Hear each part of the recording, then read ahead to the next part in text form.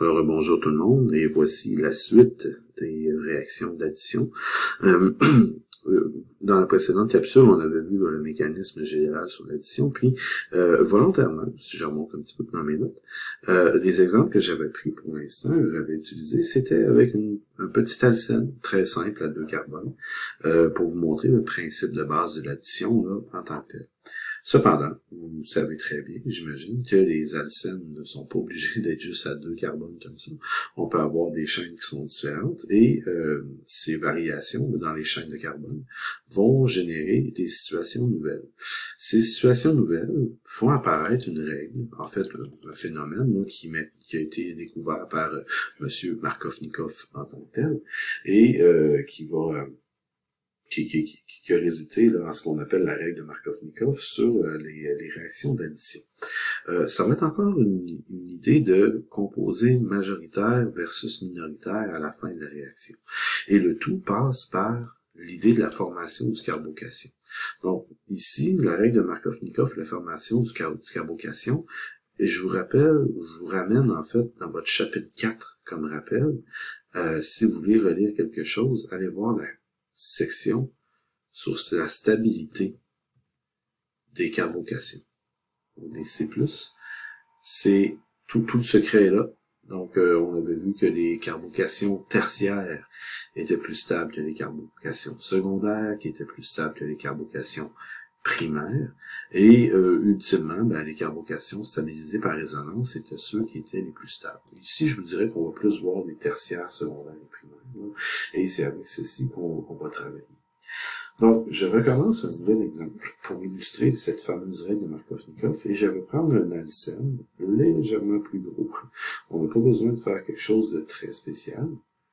J'ai simplement entre guillemets, j'ai à placer un CH3 d'un côté et de l'autre côté, je mets l'alcène qui se termine en bout de chaîne comme ceci.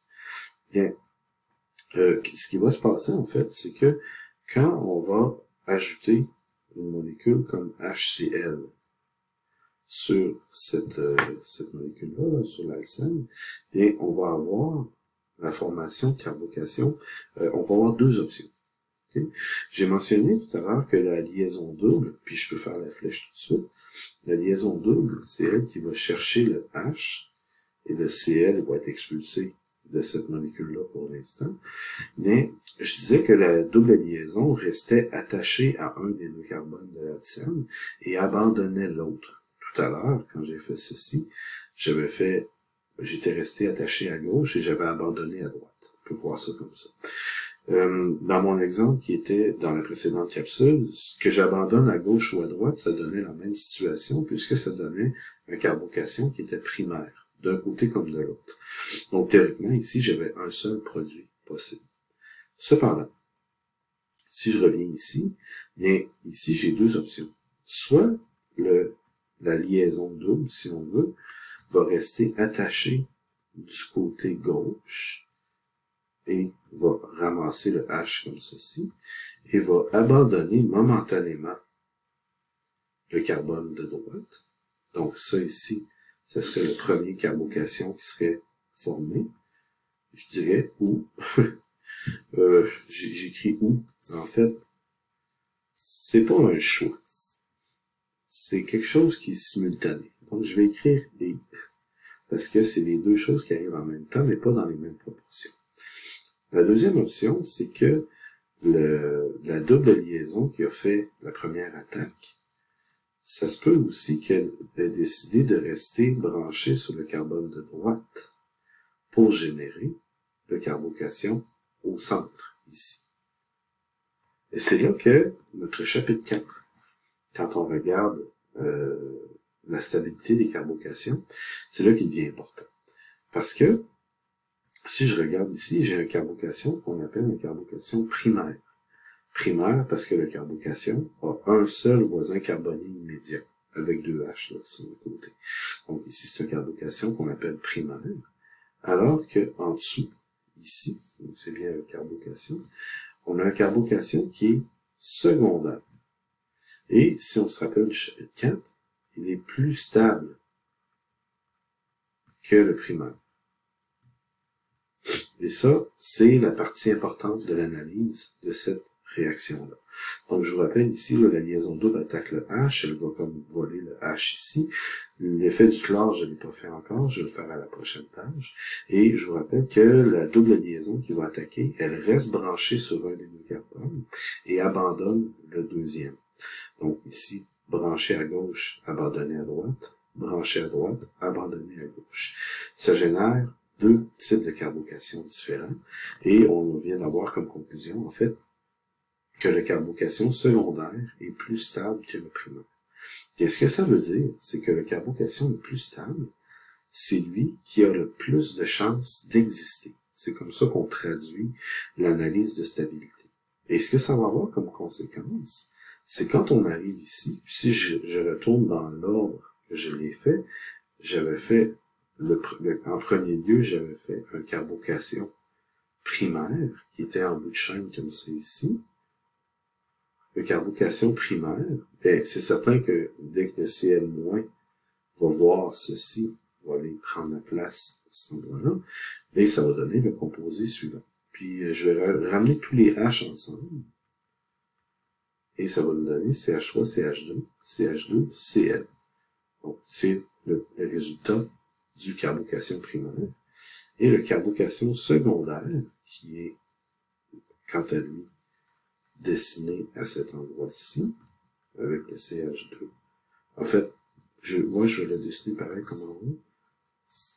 J'avais mentionné CH3, là, mais le CH2 et le H qui était branché de ce côté-ci. C'est un peu la même chose, hein, quand on a le chlorure, on voit ceci, il fait le tour ici, là, puis il s'en va, je vais recommencer ma flèche, puis il m'a bien réussi. Il fait le tour du H et s'en vient attaquer à cet endroit-là, et ça donne le produit suivant, qui va être CH3, CHCl au centre ici, et je regroupe les H ensemble là, pour donner CH3 ici. Bien, la manière qu'on analyse cette réaction-là dans ce endroit-ci, c'est que le produit qui est issu du carbocation le plus stable, celui-ci, va être le composé majoritaire, parce que, comme je le mentionnais tout à l'heure, le composé majoritaire provient du carbocation qui a le plus de chances d'exister.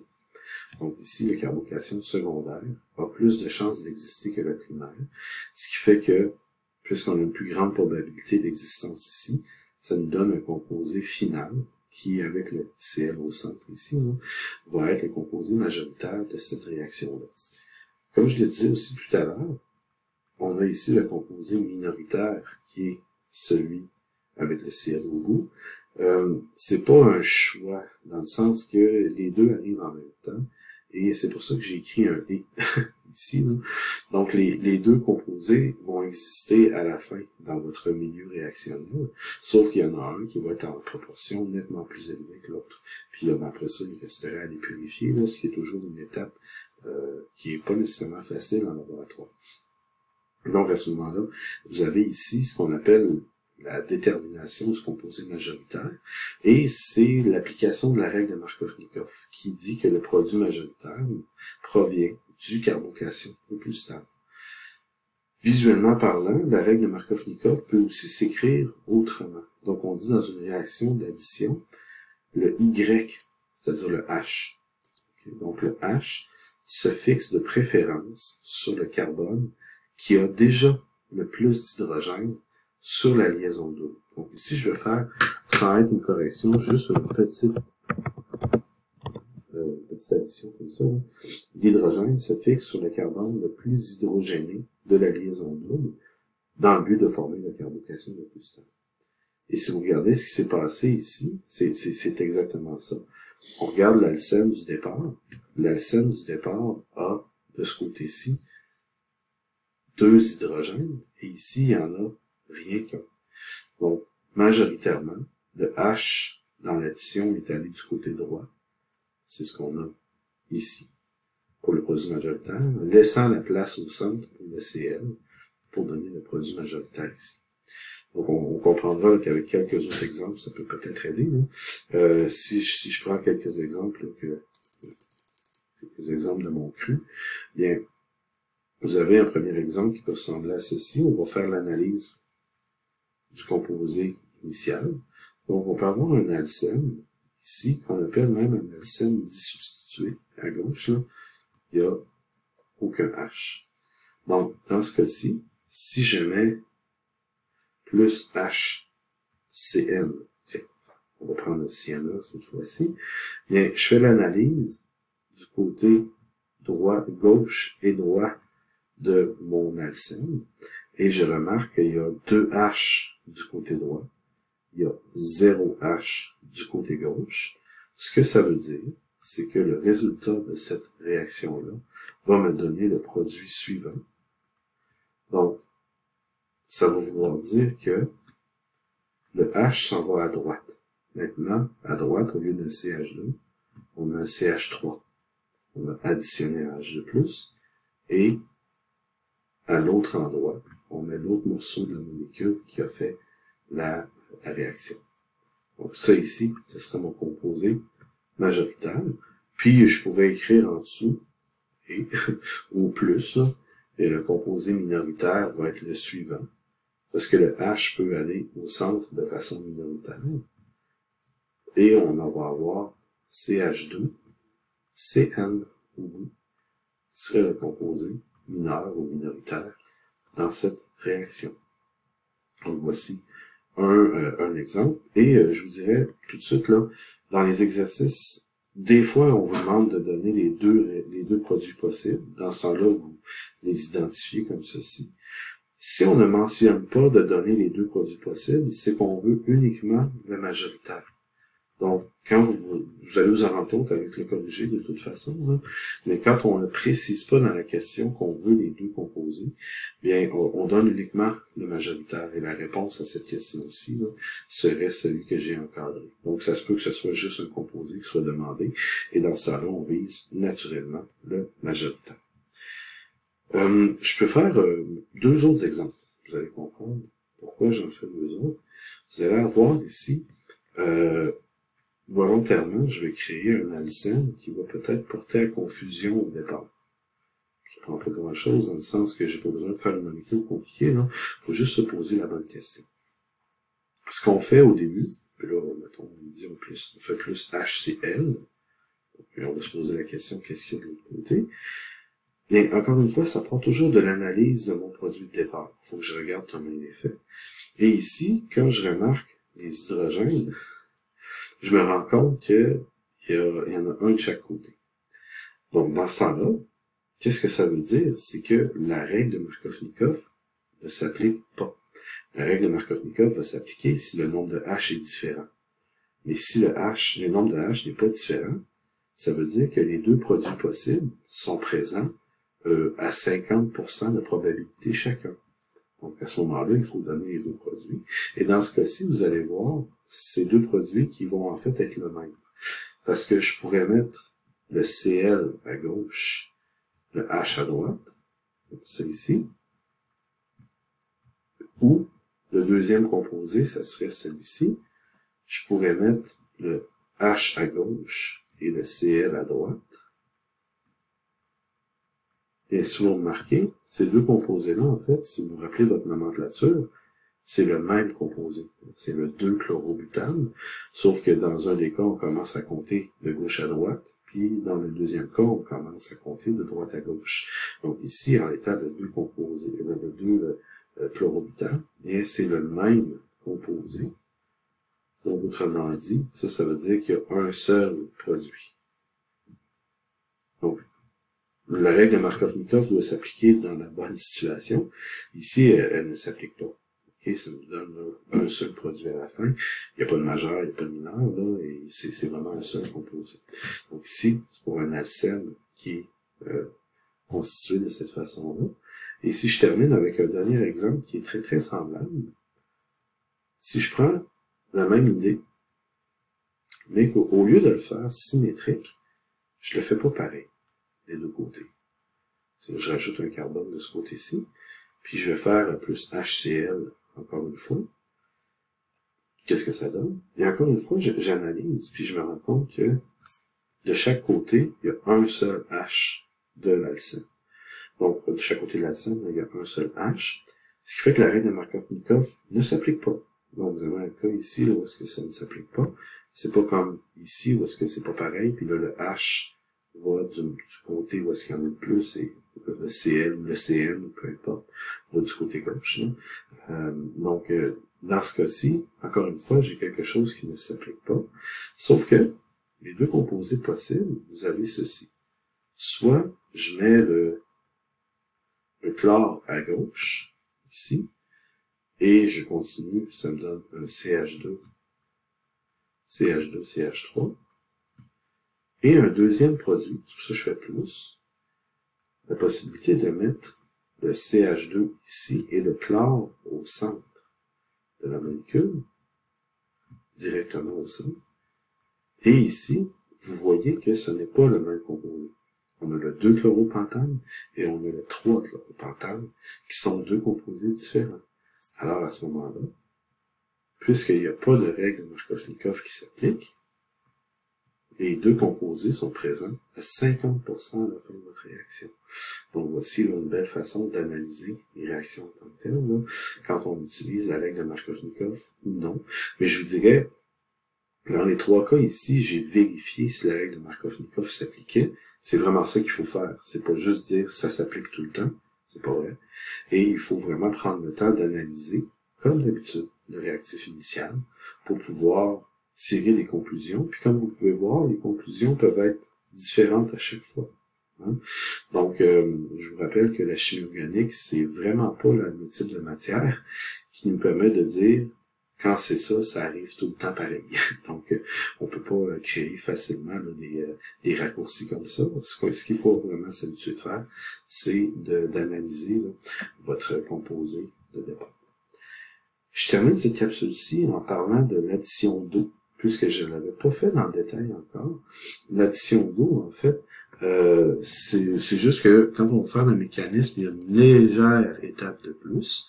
Donc, l'addition d'eau, vous allez voir, il y a une étape de ce qu'on appelle la déprotonation. La réaction générale, je l'avais écrit tout à l'heure, je la répète ici. Là, je fais un alcène très, très général. Et typiquement, vous allez voir une flèche où est-ce que c'est écrit H2O et H2SO4 dilué, DIL pour diluer. Et à ce moment-là, ce que ça fait, c'est que ça ajoute un OH d'un côté et ça ajoute un H de l'autre côté. Donc, ça nous permet de faire un alcool. Naturellement, ici, je peux faire un court exemple, là, puis je vais faire le mécanisme après. Mais la règle de Markovnikov va s'appliquer. Donc, il faut faire attention. Là, quand on prend ici un alcène qui peut avoir cette allure-ci, CH3, CH double, C, CH3, CH3 comme ceci. Mais là, je fais mon analyse. Je regarde autant à gauche que à droite. Et ce que je me rends compte, c'est qu'il y a un H ici, puis qu'il n'y en a pas du côté droit. Donc, ça veut dire que le H de H2O va aller du côté gauche de façon préférentielle. Donc, ici, quand je vais faire H2O, H2SO4 dilué, bien, je vais écrire juste le composé majoritaire. Comme je vous l'avais dit, c'est souvent ce qui est demandé. Donc, ça veut dire que j'ajoute un H à gauche, qui devient un CH2. Double liaison disparaît. Le OH s'en vient du côté-ci, et ça va me donner alcool suivant. Ça, c'est le composé majoritaire. Donc, ça, c'est l'application de la règle de Markovnikov sur ce composé-là. Donc, on va écrire ça ici, selon Markovnikov. Et dernière petite chose, comme je vous disais pour cette capsule-ci, je vais regarder avec vous le mécanisme qui est très très semblable là, avec ce que vous avez vu en fait là. Le mécanisme ici, la seule affaire, c'est qu'il faut se rappeler, c'est que tout se passe en milieu acide. Et ça, ce que ça veut dire en milieu acide, c'est qu'on peut avoir la présence, on va avoir présence de l'ion H3O+, l'ion hydronium, là, qui provient en fait là, de la dissolution de H2SO4 dans l'eau. H2SO4 dans l'eau génère automatiquement des ions H3O+, et ce sont eux, en fait, là, qui vont réagir, puisque H2SO4 est un acide fort, puis il va rapidement laisser ses H à l'eau. Donc, n'oubliez pas, on est dans un milieu acide, puis on est dans un milieu aqueux, hein, parce qu'on fait une addition d'eau. Donc, de l'eau, il y en a énormément, des molécules d'eau, il y en a une tonne et une autre, là. Et vous allez avoir la présence de H3O+, qui provient de H2SO4. Donc, faut s'habituer en chimie organique, souvent on fait cette espèce de raccourci-là, là. Quand on écrit milieu acide, bien après ça on peut utiliser H3O+, dans les mécanismes, ce que vous allez voir probablement dans votre volume, là, et dans le corrigé. Donc quand on a un alcène, puis là ici, mais je vais reprendre un alcène relativement simple, mais pour lequel la règle de Markov-Nikov va s'appliquer. Mais quand je mets ça en présence de l'ion hydronium, donc H3O+, c'est comme ceci que ça dessine. Et en fait, la double liaison va aller chercher un des trois H qui est là, et la liaison va revenir sur l'oxygène. Et ce que ça va faire, c'est que ça va créer, premièrement, là, le carbocation le plus stable. Donc, ce que ça va faire ici, vous allez avoir CH3, CH+, on s'habitue, on va voir que rapidement, là, les carbocations se font de façon plus vers le centre de la molécule, là. Et on va avoir un CH3 à cet endroit-ci. Donc, ça c'est ce que nous avons comme premier carbocation.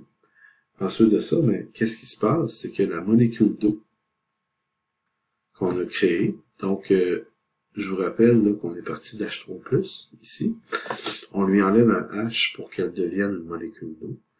Et cette molécule d'eau-là, son doublet d'électrons va aller attaquer le plus qui est ici. Je continue la réaction vers le bas. Ça va me donner la structure suivante, qui va, vous allez voir, être un peu bizarre. Donc, quand la molécule d'eau attaque, elle se branche par son oxygène, mais traîne derrière elle les deux hydrogènes qu'elle tient. Et le O devient positif à ce moment-là, puisqu'il a partagé 2 électrons vers cette liaison-là. Il a fait ce qu'on appelle une liaison de coordinance. Donc, en donnant ces 2 électrons, il devient positif. Naturellement, il manque un CH3 sur le côté ici. Et ce qui va se passer, c'est que dans le milieu réactionnel, je vous l'ai mentionné tout à l'heure, il y a plein de molécules d'eau qui sont disponibles. Il y a une de ces molécules d'eau-là qui va venir chercher un des 2 H sur cette drôle d'espèce-là, et on va pouvoir terminer en disant que on a formé CH3, CHOH, donc un alcool, c'est ce qu'on voulait, et on va avoir CH3 ici, et si vous remarquez, une molécule d'eau qui va chercher un H+, ici, va devenir H3O+. Donc, à ce moment-là, à la fin, ce qu'on obtient, c'est, comme je vous disais, un alcool, qui est la partie importante. Mais dans le mécanisme, ici, on retrouve le catalyseur. Donc, vous avez un bel exemple ici de l'utilisation d'un catalyseur. H3O+ est au départ, fait partie de la réaction, et est régénéré à la fin. Donc, à ce moment-là, ce H3O+-là peut revenir ici, et recommencer la moulinette de réaction avec un nouvel alcène. C'est ce qui se passe dans le milieu réactionnel, là. Ici, le produit est fait, donc pour le premier alcène numéro 1 qui est passé à travers ceci, l'alcool est complété. Mais il ne faut pas oublier que dans votre milieu réactionnel, il y a des centaines de milliers de molécules d'alcène, là, parce qu'on quand on fait un échantillon réel, il y en a plusieurs. Et à ce moment-là, ben, une autre molécule d'alcène peut rencontrer le H3O+, qui est généré ici, et recommencer la moulinette. Et cette petite usine ici va former autant d'alcool que ce qu'il y avait de molécules d'alcène au départ, et ceci va tourner jusqu'à temps que les alcènes soient épuisés dans votre milieu réactionnel, et qu'on obtienne uniquement l'alcool à la fin. Donc, on va essayer de visualiser aussi les réactions de cette façon-là, mais c'est quand même assez important. Et cependant, ici, bien, je vais juste vous montrer là, les étapes du mécanisme qui sont légèrement différentes en milieu acide, hein, parce que la présence d'H3+, va générer les étapes qui sont ici. Et ça, ici, l'étape qui est juste ici, là, on appelle ça la déprotonation. Donc, la déprotonation, elle est nécessaire pour pouvoir obtenir l'alcool à la fin, là, avec les deux doublets sur l'oxygène, comme ceci. Donc, l'alcool, à la fin, il est obtenu par la déprotonation, qui, elle, sert aussi à générer le catalyseur. Donc, n'oubliez pas, définition aussi d'un catalyseur, c'est quelque chose qui est utilisé pendant la réaction et qui est régénéré à la fin pour une autre utilisation. Donc, vous avez un exemple de ceci. Donc, ceci étant dit, là, pour ce qui est de la règle de Markovnikov et exemples qui viennent avec, plus le mécanisme qui est un peu spécial ici, bien, ça fait le tour, là, et je reviendrai dans une dernière capsule pour vous montrer une dernière réaction des alcènes quand on parle de l'addition, mais pour cette capsule, c'est amplement suffisant.